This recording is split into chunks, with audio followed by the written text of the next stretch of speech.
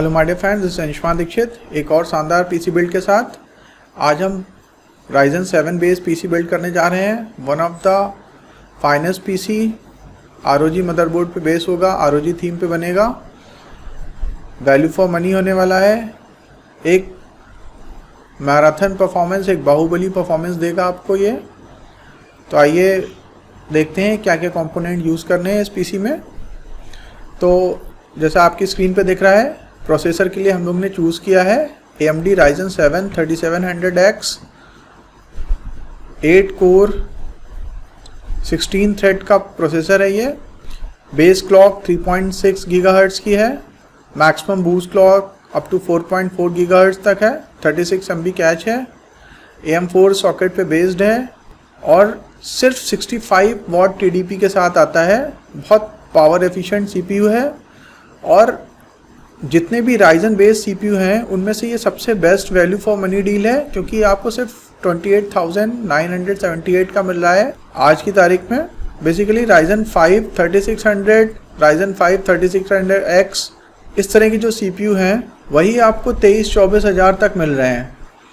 तो दोस्तों Ryzen 7 8 core 16 thread के साथ one of the best value for money deal है और इसमें ऑलरेडी एयर कूलर इनबिल्ड है, इसके बॉक्स में ही आता है, आपको अलग से कोई कूलर परचेज करने की ज़रूरत नहीं है। RGB लाइटिंग के साथ आता है, काफ़ी अच्छी परफॉर्मेंस, काफ़ी अच्छा लुक ऑफर करेगा आपके पीसी बिल्ड को। और दोस्तों अगर आप इससे भी ज़्यादा अच्छी परफॉर्मेंस चाहते हैं तो फिर हमारे पास एक ऑप्शन है Ryzen 9 3900 XT 12 कोर 24 थ्रेड के साथ आता है, 70 MB कैच है, 3.8 गीगाहर्ट्ज की बेस क्लॉक है और 4.7 गीगाहर्ट्ज तक आप इसको मैक्सिमम बूस्ट कर सकते हैं।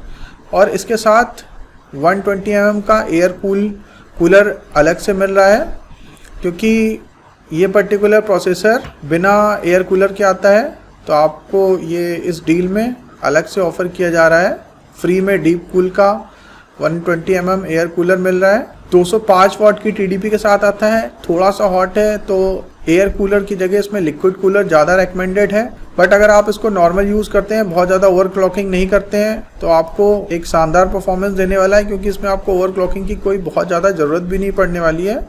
बहुत कैपेबल, बहुत पावरफुल CPU है ये, प्रोसेसर है ये।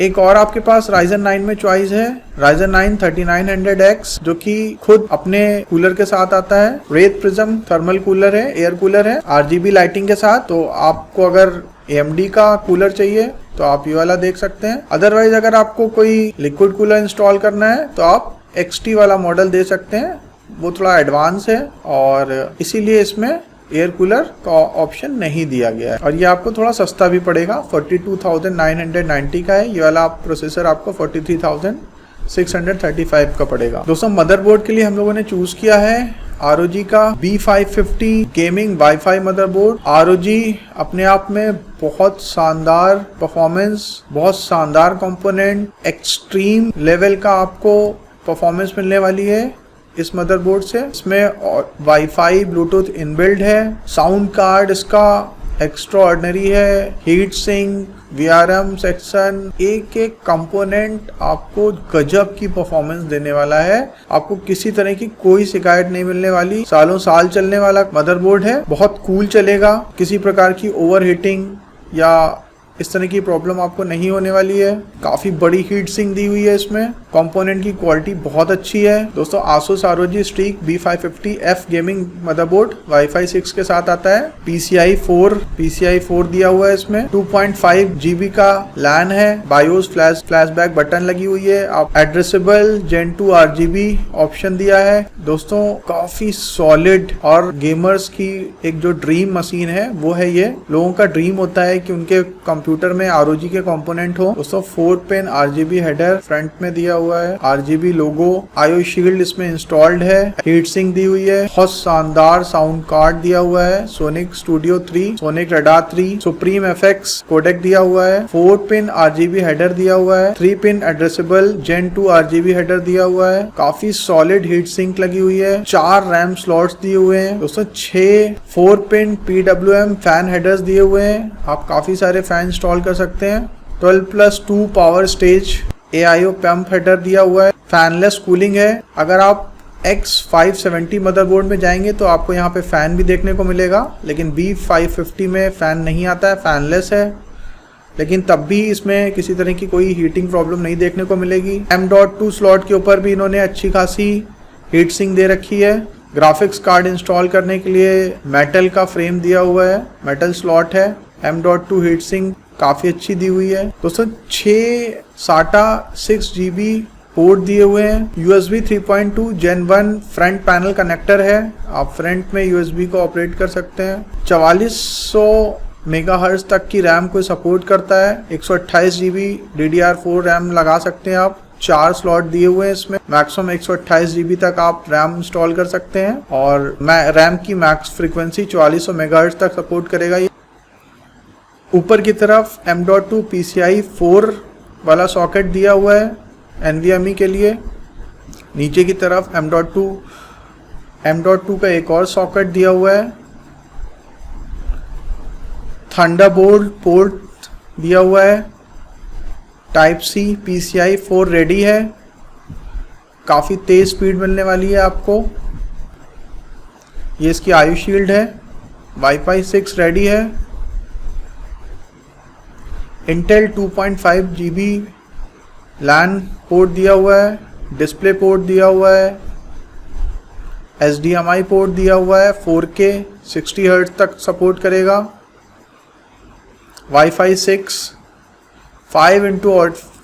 5 ऑडियो जैक्स मिलते हैं।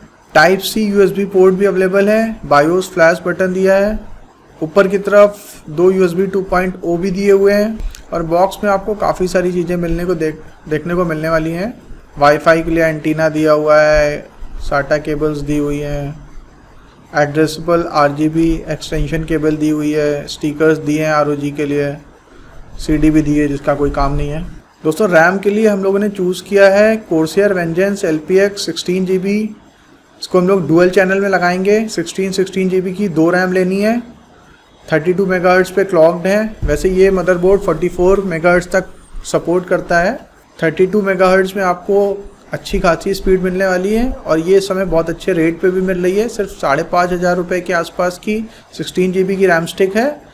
तो अगर आप 2 रैम स्टिक लेंगे तो अप्रॉक्स 11,000 की आपको पड़ने वाली है ये, और आपके पास 32 GB की ह्यूज रैम होगी जिससे आपको किसी तरह की कोई दिक्कत नहीं आने वाली है अगले कई सालों तक। इसमें एक और ऑफ़र है, अगर आप चाहें तो इसके साथ 600 वाट का Corsair का पावर सप्लाई भी ले सकते हैं।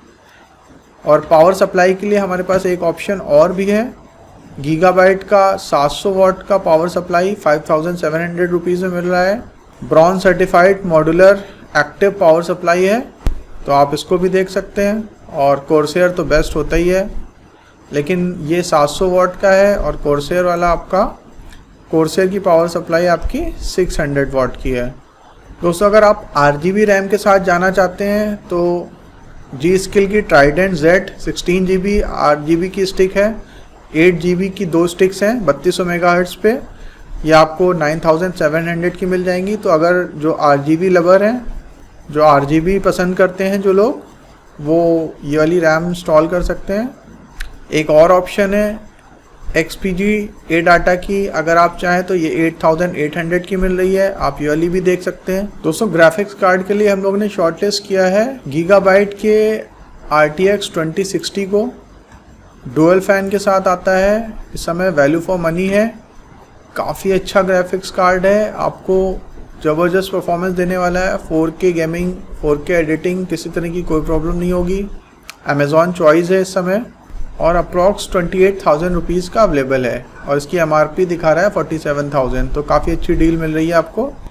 दोस्तों सेकेंडरी स्टोरेज के लिए हम लोग क्रूसियल की 1 TB की NVMe M.2 SSD का इस्तेमाल करेंगे।